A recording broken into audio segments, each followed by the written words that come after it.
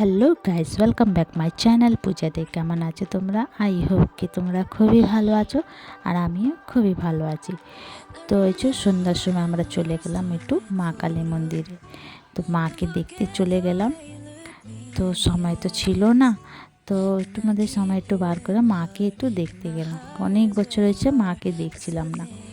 তো বেতিয়ার এই যে কালী মন্দির, তো এটা নামি কালী মন্দির আছে, মানে বেতিয়াতে নামি কালী মন্দির। তো এখানে দেখো পোখরা আছে, এই পোখরার মধ্যে অনেক মাছ আছে, খুব মানে বড় বড় আছে, ছোট ছোট আছে। মাছটি দেখতে খুবই ভালো লাগে। তো এই যে রাত্রিবেলা যখন এসেছিলাম, মানে সন্ধ্যা রাত্রিরে, তখন এই যে শুনশানাটা হয়েছিল, ঠান্ডা ছিল একটু, তাই জন্য মানুষ বেশি ছিল না, একটা দুকা মানুষ ছিল। তো এই যে চারিদিক দিয়ে গোল গোল ঘুরে ঘুরে দেখছিলাম, অনেক বদলাও এসে গেছিলো। কেন কি অনেক বছর পরে গেলাম, কারণ 4-5 বছর পরে, 3-4 বছর পরে গেলাম। তো ওই যে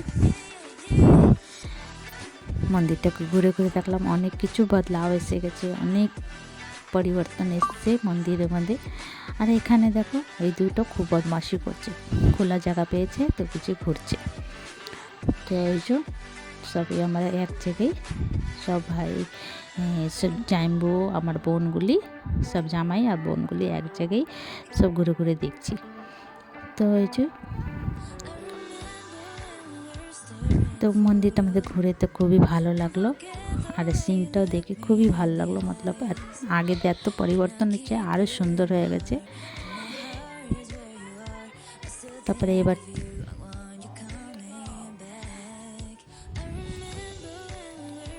মন্দিরে গেলে খুবই মন শান্ত লাগে, আমার খুবই ভালো লাগে। আর এই যে চারের তরফ দিয়ে মন্দির, মধ্যে একটা পোখরা, এত সুন্দর লাগে দেখতে, মানে কি বলবো। এই যে মা কালী মন্দির। তো চলো এবার বাইরে যাই, বাড়িতে।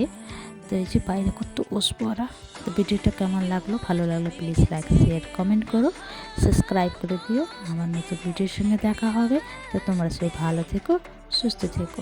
কত ঠান্ডা না, বাই, টেক কেয়ার।